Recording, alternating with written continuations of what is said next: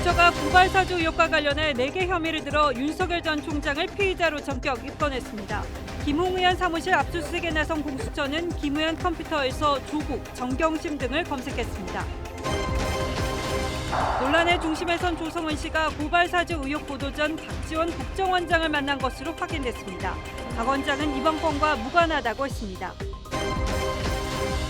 이번 주말 민주당 대선 후보 1차 국민선거인단 투표 결과 발표를 앞두고 당원 게시판에는 이른바 명락대전이 펼쳐졌습니다.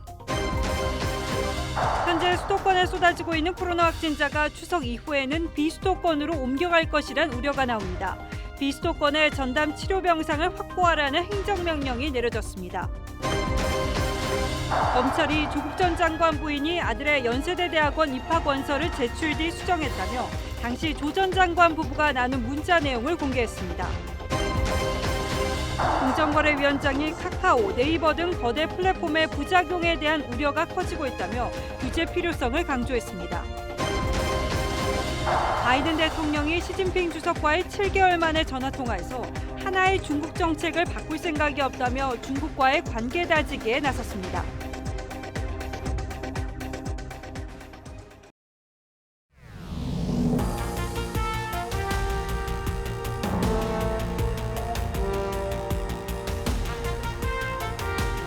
시청자 여러분 안녕하십니까? 뉴스9의 신동욱입니다. 한 인터넷 매체의 보도로 시작된 이른바 윤석열 전 총장 고발 사주 의혹이 급물살을 타고 있습니다. 보도에 이어 여권의 맹공세가 이어졌고 검찰, 경찰 그리고 공수처까지 가세했습니다. 공수처가 오늘 김웅 의원의 의원회관 사무실과 손준성 검사 사무실을 전격 압수수색했습니다. 작성자와 전달자로 지목된 두 사람에 대한 강제 수사에 돌입한 겁니다. 그리고 윤석열 후보 역시 피의자로 정식 입건했습니다. 윤 후보 본인이 관련성을 완강하게 부인하며 오히려 빨리 수사해서 진실을 밝혀달라고는 하고 있습니다만 대선을 불과 6개월 앞둔 상황이고 무엇보다 국민의힘 경선이 본격화한 시점의 민감성 때문에 정치권의 긴장이 최고조에 달하고 있습니다. 오늘 뉴스9은 이 문제부터 집중적으로 보도하겠습니다. 먼저 변재영 기자입니다. 공수처 검사와 수사관들이 국민의힘 김웅 의원실 사무실로 줄지어 들어갑니다. 문이 굳게 닫힌 의원실에선 팔짱을 낀 관계자들이 서성입니다. 공수처가 윤석열 후보와 손준성 검사를 이른바 고발 사주 의혹 피의자로 입건하고 강제 수사에 나선 겁니다. 김웅 의원은 피의자로 입건되지는 않았지만 주요 사건 관계인으로 압수수색을 받았습니다. 진보 성향 시민단체가 고발장을 접수한 지 나흘 만입니다. 공수처 관계자는 입건자는 윤 후보자와 손준성 대구고검 인권보호관으로 4개의 혐의가 적용됐다고 했습니다. 공수처 수사 3부는 이날 손 검사의 대구고검 사무실과 서울집, 국민의힘 김웅 의원의 집 등을 압수수색했고 손 검사와 김 의원의 휴대전화 등도 확보했습니다. 이번 수사는 공수처 제13호 사건입니다. 공수처가 윤 전 총장을 피의자로 입건한 만큼 대면 조사도 이뤄질 가능성이 높습니다. 공수처 관계자는 실체적 사실 규명 차원에서 신속하게 수사할 것이라고 설명했습니다. TV조선 변재영입니다. 공수처는 4가지 혐의로 윤석열 후보와 손준성 검사를 입건했습니다. 이 혐의 가운데 공수처가 수사를 할 수 있는 것도 있고 없는 것도 있습니다. 결국 검찰의 도움을 받아야 하는 상황이죠. 검찰이 본격 수사에 돌입하면 상황은 더 복잡해지고 최종 결론이 나기까지 상당한 시일이 걸릴 전망입니다. 그래서 그 파장이 어디까지 미칠지 지금으로선 예상하기 어렵습니다. 이어서 백연상 기자입니다. 공수처는 윤 후보가 검찰총장으로 있으면서 후배 검사를 시켜 고발을 사주했다고 의심하고 있습니다. 손준성 검사는 실명 판결문을 외부로 유출했다는 의혹으로 수사 대상에 올랐습니다. 공수처는 두 사람에게 개인정보보호법 위반과 공직선거법 위반 혐의도 적용했습니다. 지난해 총선 개입을 위해 여권 인사들의 고발장 초안을 전달했고 실명 판결문을 유출했다는 겁니다. 두 가지 혐의는 현행법상 경찰과 검찰의 수사 대상인데 공수처가 수사에 나서면서 진상조사 중인 검찰도 수사로 전환할 가능성이 큽니다. 대검은 공수처 수사와 중첩되지 않는 범위에서 절차대로 진상조사를 진행할 계획이며 공수처의 요청이 있으면 최대한 수사에 협조할 방침이라고 했습니다. 윤 후보는 자신의 피의자 입건 소식에 입건하라고 맞받았습니다. 피의자 신분으로 입건했다고 하는데 한 말씀 부탁드립니다. 입건 하나 하십시오. 윤 후보 캠프는 공수처가 상습 고발자와 손발을 맞춰 윤 후보를 흠집 내려는 것이라며 정치적 중립을 상실한 김진욱 공수처장은 물러나야 한다고 반발했습니다. TV조선 백연상입니다. 공수처의 전격적인 압수수색에 대해서 김웅 의원과 국민의힘은 강력하게 반발했습니다. 무엇보다 김웅 의원이 자택 압수수색을 받느라 자리를 비운 사이에 동시다발로 의원실 압수수색도 들어왔습니다. 공수처 수사진은 김 의원과 관련이 없는 보좌관의 PC까지 압수수색하려다가 30여 분 만에 국민의힘 지도부에 제지당했고 조국, 유재수, 정경심 같이 이 사건과 관련 없는 검색어로 압수수색을 시도하기도 해서 큰 반발을 불렀습니다. 양측의 대치는 지금까지 이어지고 있습니다. 취재기자 연결하겠습니다. 자, 이광희 기자 지금 어디에 나가 있습니까? 네, 국회의원회관 앞입니다. 예, 지금은 압수수색이 중단된 상황이죠. 벌써 10시간 넘게 압수수색이 중단됐다고 하는데 앞으로 계속 가능하긴 할까요? 네, 아직 불투명합니다. 공수처 검사와 수사관들이 김웅 의원실에 도착한 게 오전 10시 10분쯤인데 약 30분 뒤 김기현 원내대표가 도착해선 곧바로 압수수색을 제지했습니다. 국민의힘 지도부는 당사자인 김웅 의원이나 변호인에게 영장을 제시하지 않은 것은 형사소송법 제118조를 위반한 불법 압수수색이라고 반발했습니다. 특히 김 의원이 사용하지 않은 보좌진 PC까지 압수수색을 시도한 것도 직권남용에 해당한다고 주장했습니다. 김웅 의원실에선 밖에서도 들릴 정도로 여러 차례 고성이 나오기도 했습니다. 진정한 게 아니라 양말 압수한 물건이 아닌 걸 압수해놓고 지금 뭐를 하고 있어. 결국 30여 분 만에 중단됐고 자택 압수수색을 마치고 김웅 의원이 뒤늦게 도착했지만 논란은 더 커졌습니다.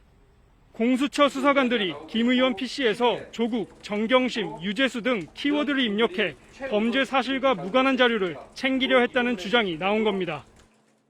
조국, 재수, 오수, 경심 추출하고자 했던 그 키워드들이 바로 이런 내용입니다. 국민의힘은 김진욱 공수처장과 현장에 있던 수사관들을 고발할 예정입니다.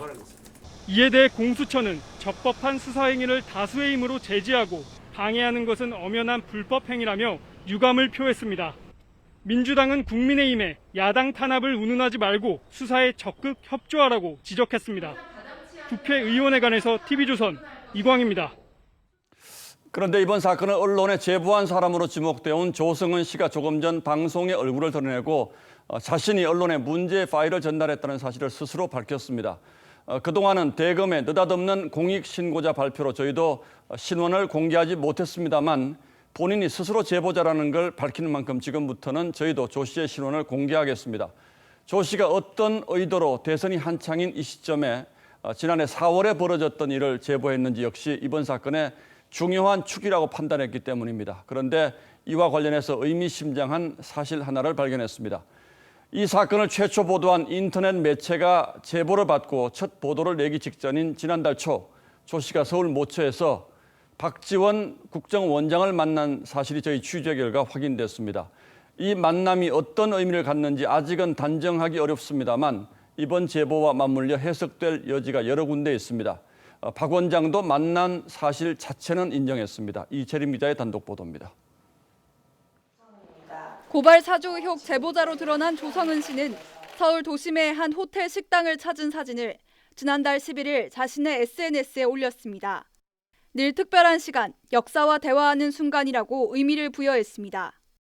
TV조선 취재 결과 당시 조 씨가 식사를 함께한 인사는 박지원 국정원장으로 확인됐습니다.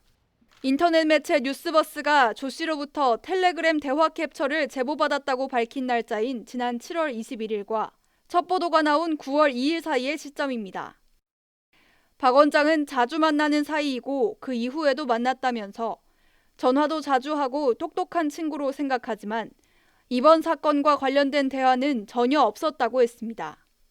조 씨는 2016년 국민의당 공천관리위원을 지내며 당시 지도부였던 박지원 원장과 연을 맺었고 이후 박 원장이 비상대책위원장 시절 비대위원을 지냈습니다.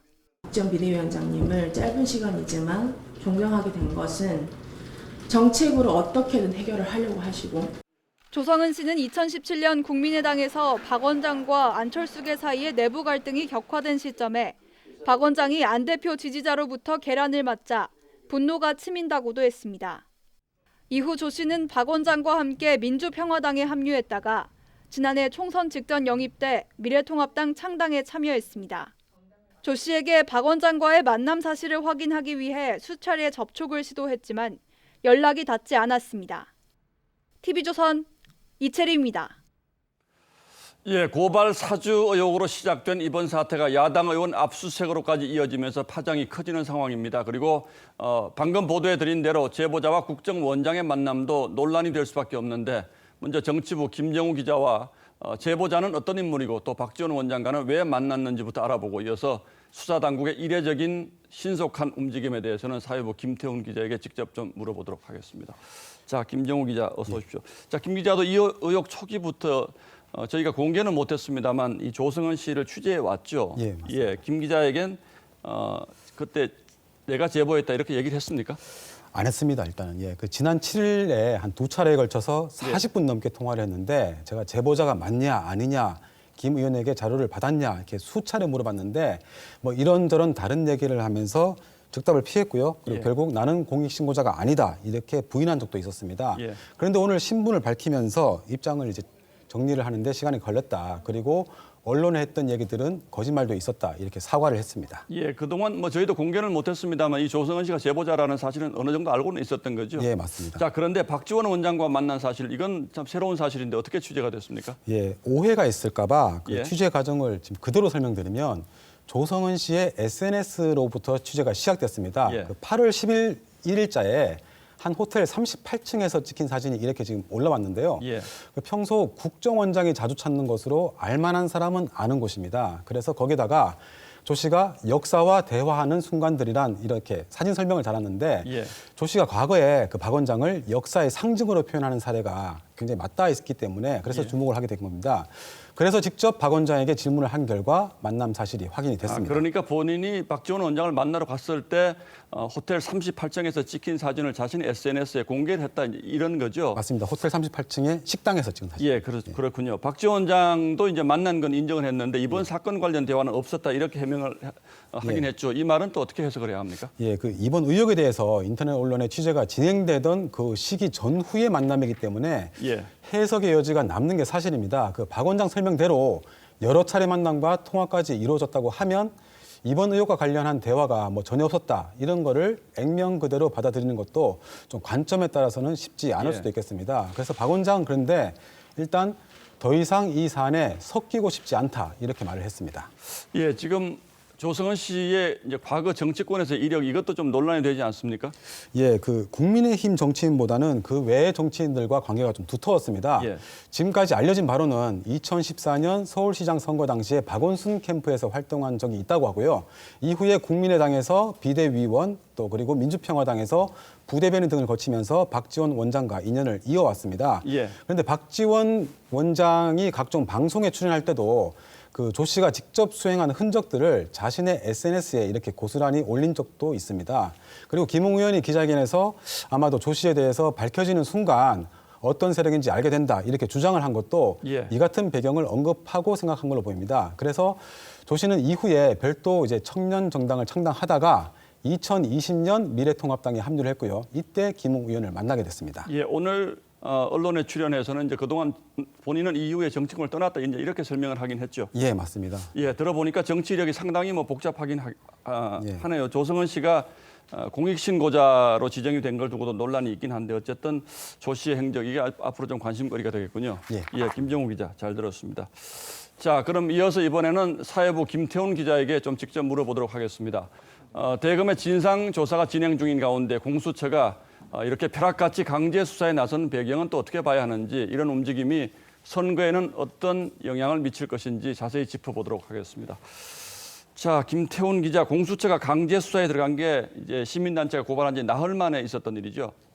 네, 그렇습니다. 이 공수처에 이번 고발 사주 의혹 고발장이 접수된 건 지난 6일입니다. 바로 이번 주 월요일이죠.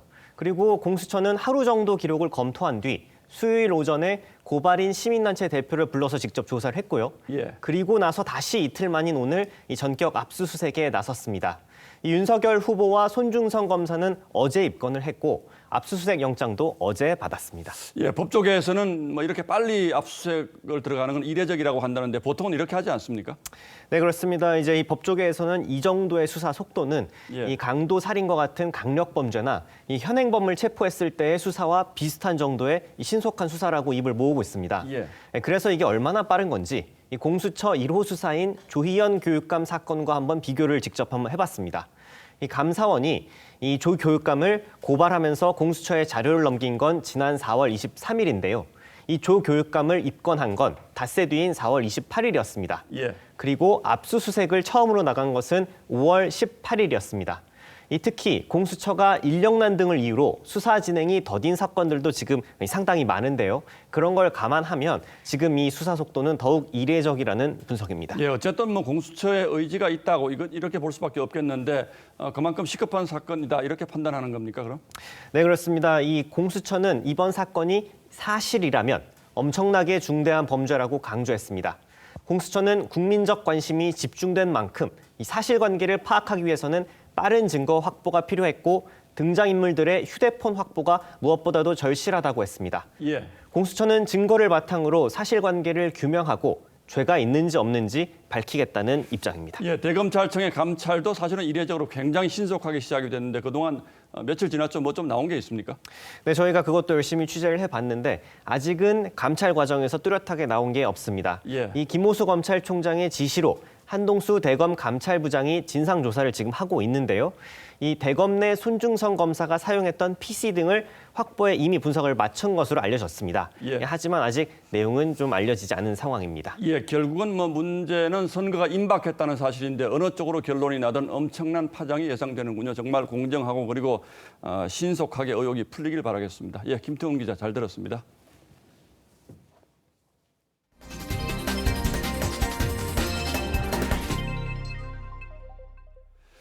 의원직 사퇴 선언 하루 만에 의원회관 사무실에서 짐까지 뺀 민주당 이낙연 후보의 승부수를 두고 민주당 내 민심이 요동치고 있습니다. 결기를 보인 만큼 사퇴안을 받아들이라는 주장과 정치 쇼라는 비판 사이에서 당 지도부도 난감해하고 있다고 합니다. 황정민 기자가 취재했습니다. 송영길 대표의 만류에도 이낙연 후보는 지도부의 태도가 몹시 부당하다며 의원직 사퇴 의지를 굽히지 않고 있습니다. 순회 경선이 이어지기 때문에 그 과정 속에서 또 이낙연 대표와 전 대표와 대화를 하실 것으로. 당 지도부는 사퇴를 수용할 경우 경선 이후 공동 선거 캠프 구성이 어려워지는 등 원팀 기조를 해칠 수 있다고 우려합니다.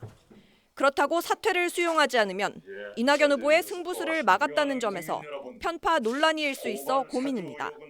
실제 당원 게시판에 이낙연 후보 지지자들은 송 대표를 향해 결심을 존중하라며 이러니 이심송심 소리를 듣는 것이라고 했습니다.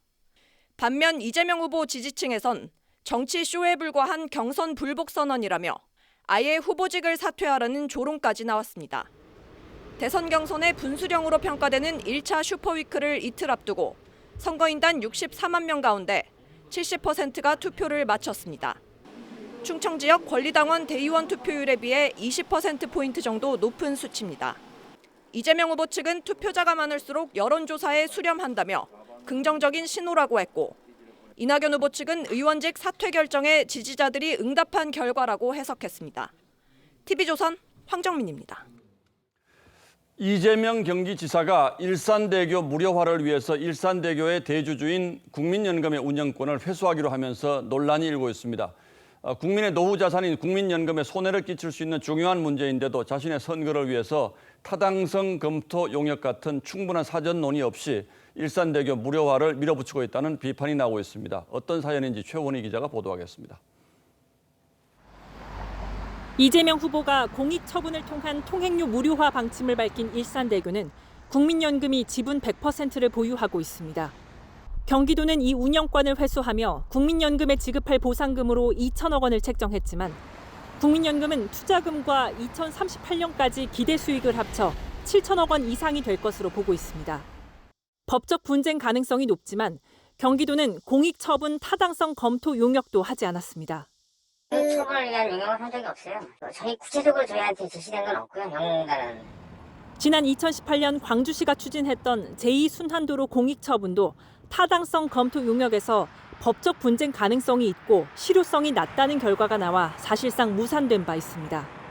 국민의힘 최춘식 의원이 공개한 실시협약서엔 경기도는 일산대교 주식회사의 자격, 권한, 권리를 철회, 취소, 박탈하지 못한다고 규정돼 있기도 합니다. 여당에서도 우려가 나왔습니다. 이동학 최고위원은 국민연금엔 국민 전체의 노후 자금이 들어가 있다면서 공론화가 먼저라고 지적했습니다. 경기도는 2019년 통행료 인하 용역을 하면서 무료화 방안도 비중 있게 논의했다며 남은 청문 절차를 거쳐 이달 중 공익 처분을 확정한다는 입장입니다. TV조선 최원입니다. 국민의힘에서는 진중권 전 교수가 주도하는 후보 면접이 이틀째 진행됐습니다. 오늘은 윤석열 후보와 진중권 면접위원이 고발 사주 의혹 등을 두고 22분간 치열한 공방을 벌였는데 의혹이 사실이면 후보직을 사퇴하겠느냐는 질문에 윤석열 후보가 뭐라고 답했는지 김보건 기자가 보도하겠습니다. 윤석열 후보의 압박 면접은 대부분 고발 사주 의혹에 집중됐습니다. 사실이면 사퇴하겠냐는 질문에는 안 했다고 선을 그었습니다.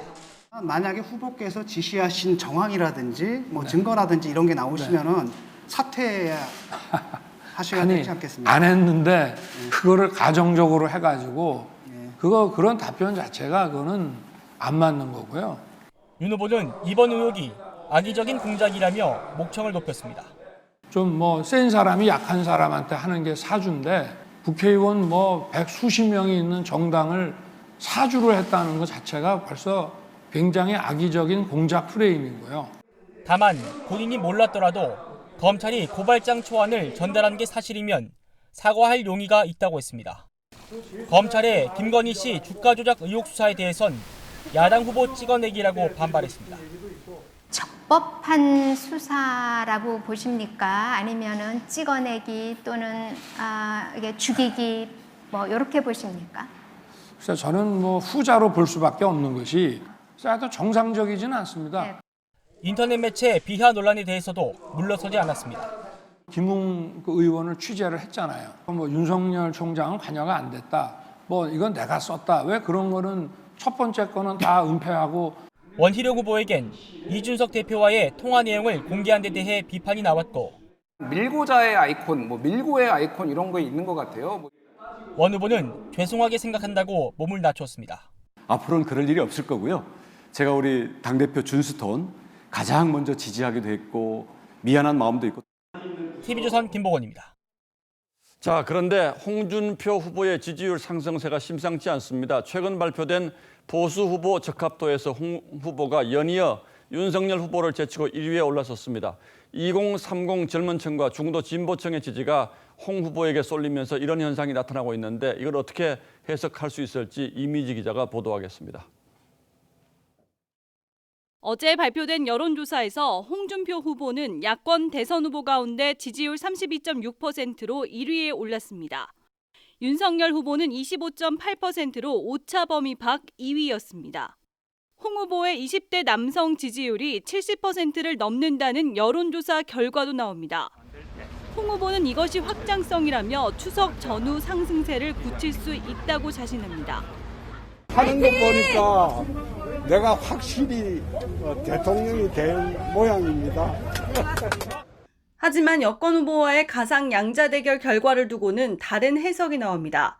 윤 후보는 이재명 후보와의 대결에서 39.6% 대 38%, 이낙연 후보와는 39.9% 대 34.6%였습니다. 하지만 홍 후보는 이재명, 이낙연 후보와 각각 4%포인트, 2.9%포인트 격차를 보였습니다. 다른 가상 양자 대결에서도 비슷한 패턴입니다. 유독 여권 후보가 선택지에서 빠진 조사에서 홍 후보가 강세를 보이는 건 여권 지지층의 이른바 역선택 효과를 무시할 수 없다는 분석입니다. 본선에 가면 보다 더 근본적인 문제가 투표 성향에 영향을 미칠 가능성이 높습니다. 정권 교체냐, 현 정권을 유지시킬 거냐, 이 두 가지를 가지고 유권자들이 선택할 가능성이 높기 때문에 첫 TV 토론은 1차 컷오프 다음 날인 다음 주 목요일 16일에 TV조선 주간으로 열리는데 이 토론 결과가 추석 민심의 변수가 될 전망입니다. TV조선 이미지입니다. 추석 대목을 앞두고 가락시장에서 60명 넘는 확진자가 나오는 등 이 코로나 확진자가 수도권에서 쏟아지고 있습니다. 비수도권의 3배에 달할 정도입니다. 추석 연휴 기간 비수도권으로 번질 것을 우려한 방역당국은 비수도권에 병상 확보 행정명령을 내렸습니다. 정은혜 기자입니다. 국내 최대 규모의 농수산물 도매시장.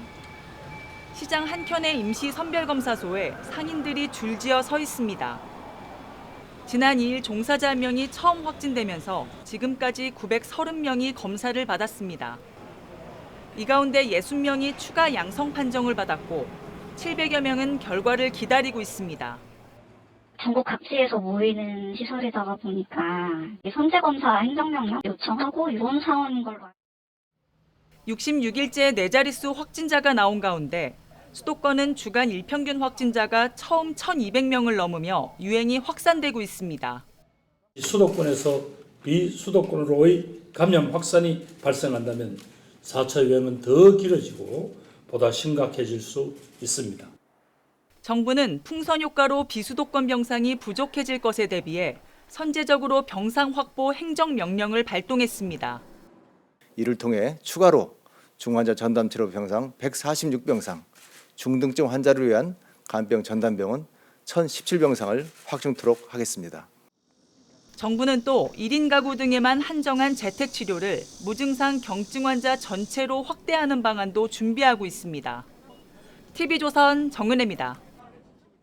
백신 5접종이 또 벌어졌습니다. 전남 진도에서 2차 접종으로 모더나를 맞아야 하는 주민 12명이 아스트라제네카를 맞은 건데요.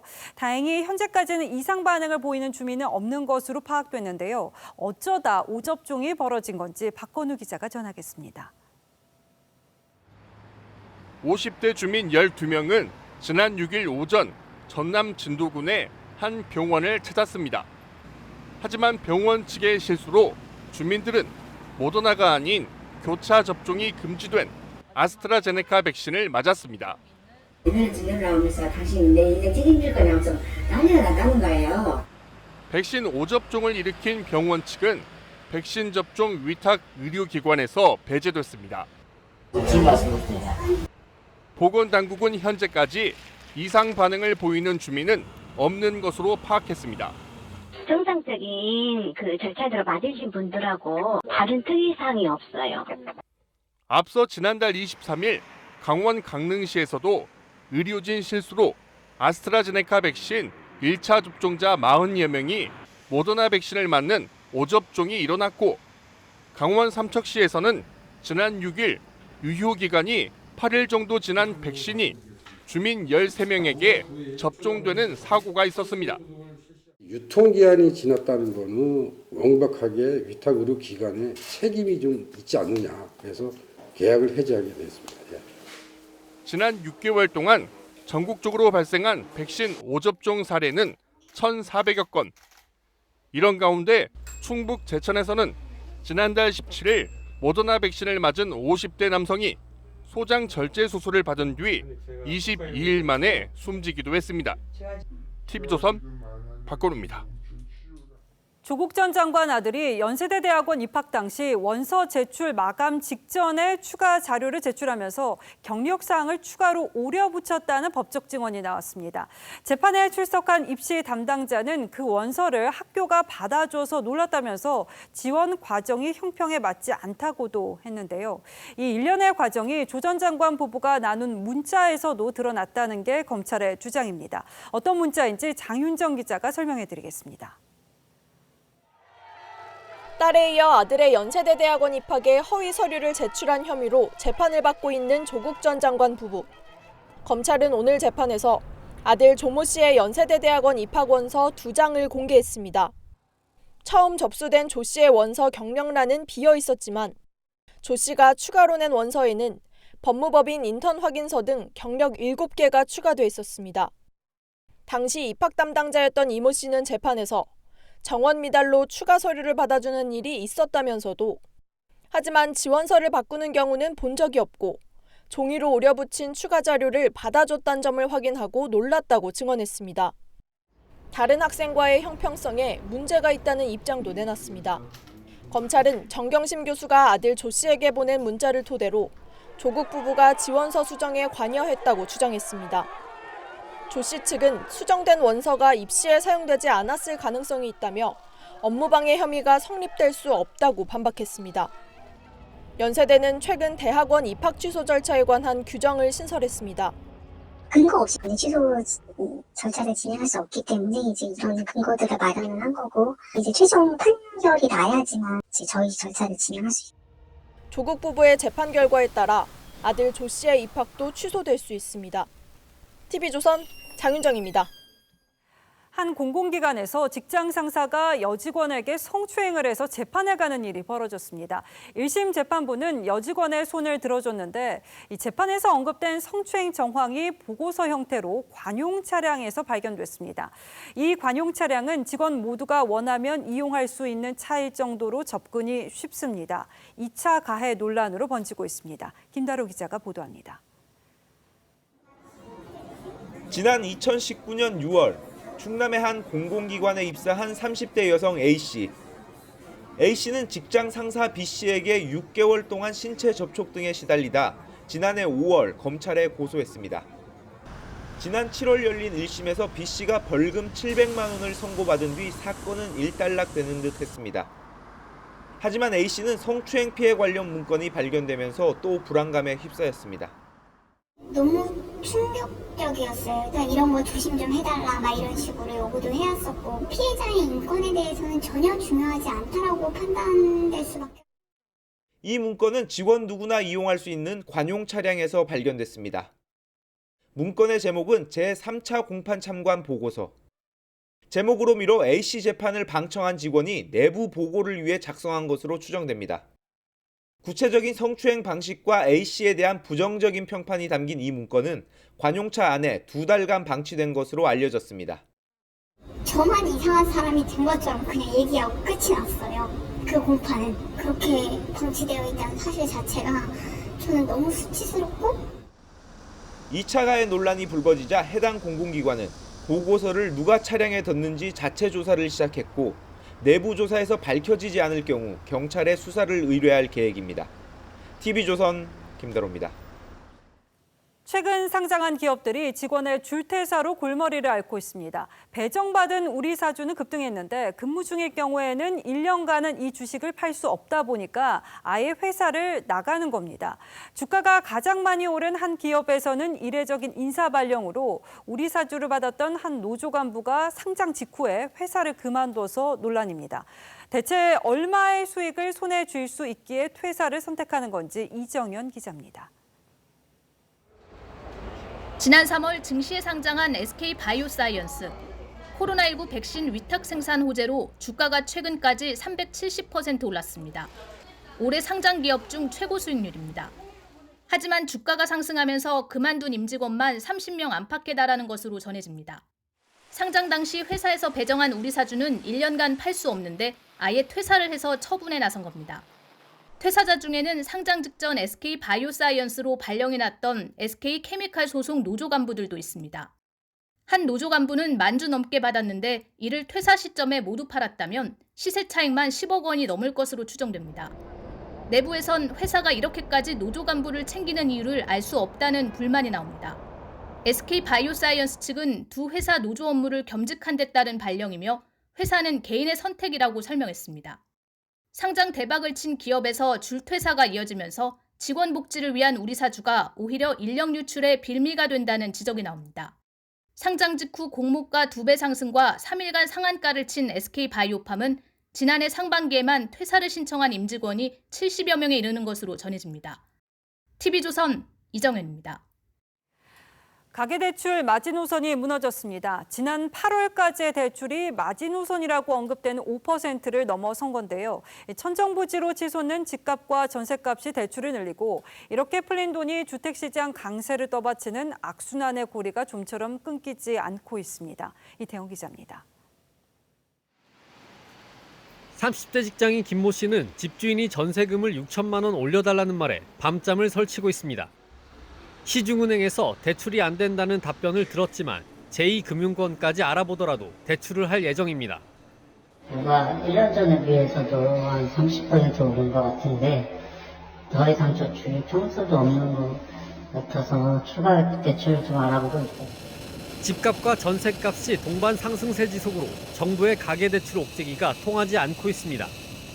올해 8월까지 가계대출은 87조 4천억 원, 작년 말보다 5.3% 늘어 정부의 가계대출 마지노선 하단인 5%를 벌써 뛰어넘었습니다. 시중은행들은 대출 중단이라는 초강수로 맞서고 있지만 주택 관련 대출이 큰 폭으로 증가하면서 남은 넉 달 동안 6% 내 방어는 사실상 어려운 상황입니다. 전세대출, 주택담보대출 두 개의 비중만 봐도 상당하고 증가율도 상당하거든요. 주택 공급을 일시적으로 늘리는 방식이 있을 것입니다. 고승범 금융위원장은 오늘도 5대 금융지주 회장과 만나 가계대출 억제를 당부했습니다. 하지만 가을 이사철을 앞두고 전세자금 수요의 급증은 불가피할 전망이어서 금융당국의 고심은 깊어지고 있습니다. TV조선 이태형입니다. 예, 다음 뉴스입니다. 정부가 네이버, 카카오 같은 온라인 플랫폼 업체를 향한 전방위 압박에 나섰습니다. 금융위원장에 이어서 오늘은 공정거래위원장이 플랫폼의 부작용 우려가 커지고 있다며 불공정 해소에 나설 뜻을 비췄습니다. 송병철 기자가 취재했습니다. 조성욱 공정거래위원장은 오늘 생활은 편리해졌지만 부작용에 대한 우려가 커지는 상황이라며 온라인 플랫폼 업체에 직격탄을 날렸습니다. 지난해 9월 온라인 플랫폼 공정화법을 발표할 때보다 수위가 높아졌습니다. 부당하게 비용을 전가하거나 일방적으로 거래 조건을 변경하는 등 우월적 지위를 남용할 우려가 커지고 있습니다. 김재신 공정위 부위원장도 국내 모빌리티 플랫폼이 비가맹 택시를 차별하고 있다며 사실상 카카오 택시를 겨냥했습니다. 플랫폼 업체에 동일한 규제를 적용하겠다는 고승범 금융위원장에 이어 경제검찰인 공정위까지 전방위 압박에 나서는 모양새입니다. 플랫폼의 혁신, 노력, 성과를 저해하지 않으면서도 입점업체를 보호할 수 있는 그런 최소한의 균형을 이루는 선에서 여당과 정부의 입단 규제 움직임 속에 사흘 동안 급락세를 보였던 네이버와 카카오의 주가는 오늘 소폭 반등했습니다. TV조선 송병철입니다.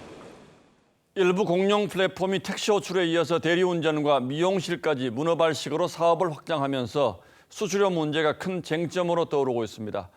소비자 부담이 커진 건 물론 소상공인들 입장에서도 수수료 떼주고 나면 남는 게 없다는 하소연을 할 수밖에 없는 상황입니다. 윤수영 기자가 현장의 목소리를 들어봤습니다.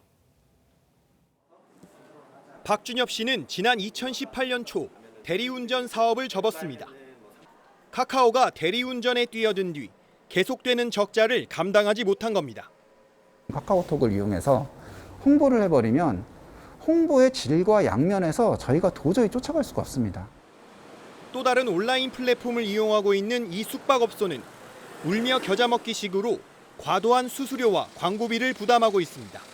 소비자들이 거기에 편리함을 느끼고 있음으로써 내가 여기서 빼면은 이제 그나마의 그 매출도 일어나질 않아 버리니까. 카카오는 2015년 45개였던 계열사를 대리운전, 미용실 등으로 영역을 넓히면서 올 상반기 기준 158개까지 늘렸습니다. 플랫폼 공룡인 아마존에 진출해 기존 사업자들이 존폐 위기를 겪는 상황을 표현하는 아마존 당하다라는 말에 빗대 카카오의 상권 침해에 카카오 당하다라는 말까지 나오는 상황입니다. 게다가 코로나 여파로 지난해 주요 유통업체들의 오프라인 매출은 전년 대비 3.6% 감소했지만 온라인 매출은 18.4% 증가하는 등 불균형은 더 심화되고 있습니다. 카카오가 대기업 재벌로 돼가고 있는 전형적인 모습을 보이고 있다. 그런 좀 인식을 하게 됐습니다. 혁신을 주도해왔던 대형 온라인 플랫폼 업체와 소상공인들의 상생을 고민해야 할 시점이란 지적이 나옵니다. TV조선 윤수영입니다. 로봇이 걷고 뛰는 걸 넘어서 청소도 정원 가꾸기도 대신해주는 시대입니다. 이런 로봇을 만드는 업체를 자동차 회사가 사들이는가 하면은 아예 로봇을 만들기도 합니다. 자동차 회사들이 로봇 전쟁에 나서는 이유를 오현주 기자가 보도합니다. 로봇개가 널브러진 수건을 능숙하게 집어 바구니에 넣고 정원에서는 꽃을 심습니다. 이 로봇 회사를 인수한 현대차가 로봇 기술 상용화에 나섰습니다. 사람이 접근하기 힘든 현장에서 걷고 뛸 수 있어 현대차 생산 시설을 점검하고 지키는 임무가 주어질 예정입니다. Inside the technologies specifically, I think that the future of cars and the future of robots will be very similar. They will need to see the world, they'll need to do lots of computation, and they'll have batteries. 테슬라는 인간형 로봇 테슬라 봇을 내년에 공개합니다. Basically, if you think about what we're doing right now with the cars, Tesla is arguably the world's biggest robotics company. 혼다는 보행 로봇 아시모를, 도요타는 사람을 돕는 로봇을 출시한 바 있습니다. 미래 모빌리티 자체가 움직이는 가전제품, 또 바퀴 달린 휴대폰이라고 얘기할 정도로 자율주행 시스템 자체가 일반 로봇하고 똑같다는 겁니다. 로봇을 이용한 이동수단, 로봇 모빌리티 영역 확장에도 나서면서 자동차 업계의 로봇 전쟁은 더 치열해질 전망입니다. TV조선 오현주입니다.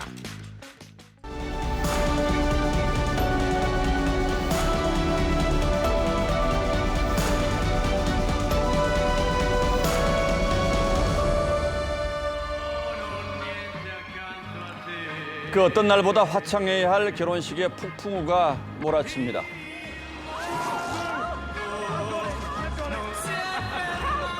신부의 빨간 드레스가 뒤집혀 날리고 하객들은 폭포 같은 물세례에 허둥댑니다. 하지만 비바람에 쓰러지고 넘어져도 모두들 즐겁기만 하죠. 결혼은 그 누구도 회방 놓을 수 없는 축제이기 때문입니다. 지난 1991년 여름 통영 앞바다 작은 섬에서 소설 창작 교실이 열렸습니다. 둘째 날 소설가 윤후명이 그와 그의 작품을 사랑하는 수강생과 일생을 언약했습니다. 소설가 정연희가 온 섬을 헤매며 산유화를 꺾어와 부케를 만들었죠. 이호철이 주례를, 이건배가 사회를 받고 유현종이 축가를 불렀습니다. 문단의 결혼 축제를 지켜보던 김주영은 감격의 눈물을 흘렸다죠. 오늘은 세기를 떠나는 축복의 날, 둘이서 하나 되어 문을 열면 비바람인들의 눈부시지 않으리. 오늘은 아름다운 약속의 날. 정부 서울청사 부근에 늘어선 조화들이 이런 건조 글귀를 달고 있습니다. 벌써 한 달째 1인 시위를 벌이는 단체는 전국 신혼부부연합회입니다. 현실을 외면하는 오락가락, 갈팡질팡 방역 지침에 울분을 누르다 못해 예비 부부 6천여 명이 모였습니다. 지난 7월 정부는 4단계 거리두기를 하면서 예식장 인원을 49명으로 한정했습니다. 왜 49명인지 사실 과학적 이유는 없습니다. 대형 마트를 비롯한 100평 이상 점포 내 식당은 숫자를 제한하지 않는 것하고만 비교해도 결코 공평하지는 않은 듯합니다. 당장 예식장들이 원래 계약했던 몇백 명 인원만큼 식비를 청구하면서 갈등이 터져나왔죠. 예식업계 처지도 절박하겠습니다만 먹지도 않는 밥값을 치르거나 많게는 몇천만 원씩 위약금을 물어야 하는 예비 부부들은 무슨 죄가 있습니까? 정부가 지난주 99명까지 예식장 참석자를 늘렸습니다. 하지만 식사를 대접할 경우는 여전히 49명으로 묶어서 50보 100보입니다. 그 숫자로는 가족, 친척들만 초대하기도 빠듯한데 그렇다고 청첩장을 안 보낼 수도 없는 심정은 또 어떻겠습니까? 이쯤 되면 유독 결혼식에만 왜 이렇게 가혹한가라는 비판이 나올 수밖에 없고 급기야 결송합니다라는 신조어가 등장했습니다. 결송합니다. 결혼해서 죄송합니다라는 자조적인 탄식입니다. 이래서야 결혼이 축복 가득한 일생일대의 축제가 될 수 있겠습니까? 눈부시게 빛나기는커녕 우울하게 빚만 쌓이는 결혼 순환시대입니다. 9월 10일 앵커의 시선은 결혼하게 해주세요 였습니다.